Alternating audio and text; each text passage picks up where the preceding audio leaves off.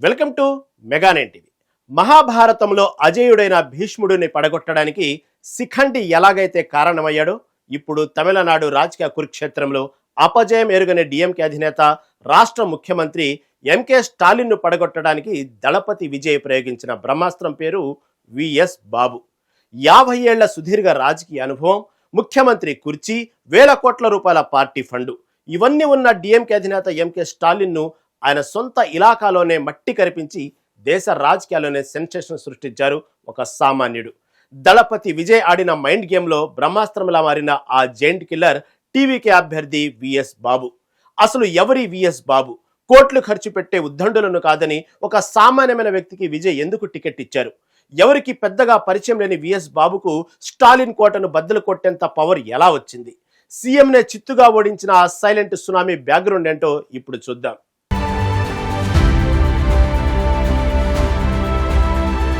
తమిళనాట జరిగిన అసెంబ్లీ ఎన్నికల్లో రాష్ట్ర ముఖ్యమంత్రి డిఎంకే అధినేత స్టాలిన్ ఘోర పరాజయం పాలయ్యారు. కొళత్తూర్ నియోజకవర్గం నుంచి బరిలోకి దిగిన స్టాలిన్ను టీవీకే పార్టీ నేత విఎస్ బాబు మట్టి కరిపించారు.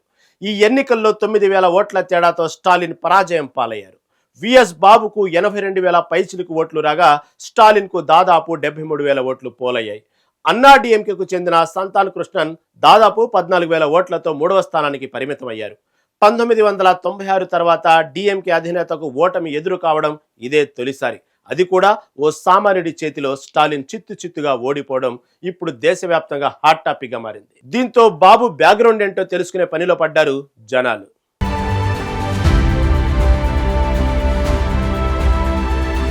రాజకీయ నాయకుడు అనగానే ముందుగా గుర్తుకొచ్చేది తెల్లటి ఖద్దరు చొక్కా, వెనకాల 10 కార్ల కాన్వాయ్. కానీ విఎస్ బాబు బ్యాక్గ్రౌండ్ దీనికి పూర్తి రివర్స్. ఆయనకు రాజకీయాల్లో పెద్ద గాడ్ ఫాదర్లు లేరు, వేల కోట్ల వ్యాపారాలు లేవు. ఆయన తాతలు తండ్రులు ముఖ్యమంత్రులు కాదు. ఆయన ఒక పక్కా లోకల్ మ్యాన్.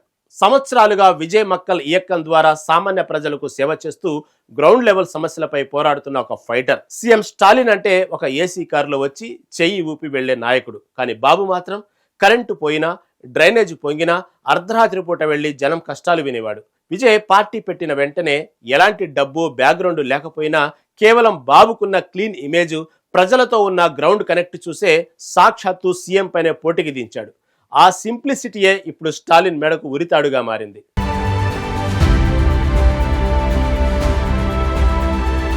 విఎస్ బాబు గతంలో డిఎంకే, ఏఐడిఎంకే పార్టీలో సేవలందించారు. 2006 నుంచి 2011 మధ్య పురస్వాల్కం ఎమ్మెల్యేగా పనిచేశారు.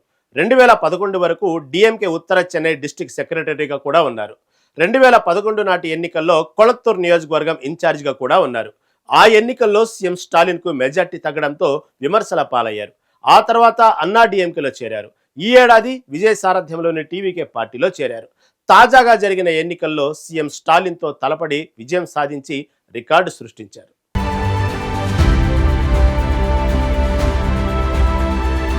అసలు స్టాలిన్ పై ఒక సామాన్యుడిని నిలబెట్టాలన్న ఐడియా విజయ్కి ఎక్కడి నుంచి వచ్చింది? ఇక్కడే తెర వెనక ఉన్న master mind, political strategist Kapil Sahu అసలు బ్రెయిన్ పనిచేసింది. డేటా అనాలిసిస్ లో కింగ్ అయిన కపిల్ సాహు కొలత్తూరుపై ప్రత్యేక సర్వే చేయించాడు. అక్కడ ప్రజలు సీఎం ఇచ్చిన ఉచిత పథకాలతో విసిగిపోయారని, తమ మధ్య ఉండే మనిషి కోసమే చూస్తున్నారని ఆ రిపోర్టు తేల్చింది. పెద్ద నాయకుడిని పెడితే స్టాలిన్ తన పవర్తో తొక్కేస్తాడని, అందుకే విఎస్ బాబు లాంటి మచ్చలేని అహంకారం లేని సామాన్యుడిని బరిలోకి దించితే అహంకారం వర్సెస్ సానుభూతి అనే మైండ్ గేమ్ వర్కౌట్ అవుతుందని కపిల్ సాహు దళపతి విజయ్కి పక్కా స్కెచ్ గీసిచ్చాడు. ఎన్నికల్లో స్టాలిన్ కుర్చీ, ఆయన పవర్ చూసి ఎవరైనా భయపడతారు. కానీ విఎస్ బాబు వాడిన వ్యూహం పూర్తిగా వేరు. డిఎంకే వాళ్ళు కోట్లు ఖర్చు పెట్టి భారీ సభలు పెడితే బాబు మాత్రం పైకి ఎలాంటి చప్పుడు చేయకుండా silent door to door operation చేశాడు. ముఖ్యంగా మహిళలు, ఫస్ట్ టైం ఓటర్లను డైరెక్ట్గా కలిసి దశాబ్దాలుగా స్టాలిన్ చెబుతున్న అబద్ధాలను, చేయని అభివృద్ధిని వాళ్ల కళ్ల ముందు పెట్టాడు.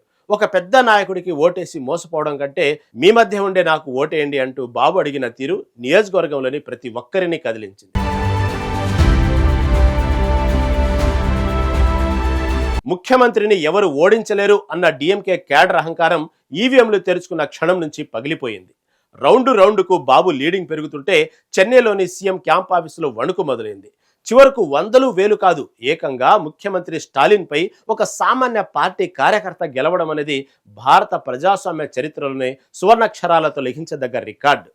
దళపతి Vijay star image, Kapil Sahu brain, Babu simplicity, sincerity, ఈ మూడు కలిపి ఈరోజు 50 ఏళ్ల ద్రావిడ కోట పునాదులను పాతాళంలోకి తొక్కేశాయి. ఒక సామాన్యుడు ముఖ్యమంత్రిని ఓడించడం అనేది ప్రజాస్వామ్యానికి అతిపెద్ద గెలుపని నిపుణులు అభిప్రాయపడుతున్నారు.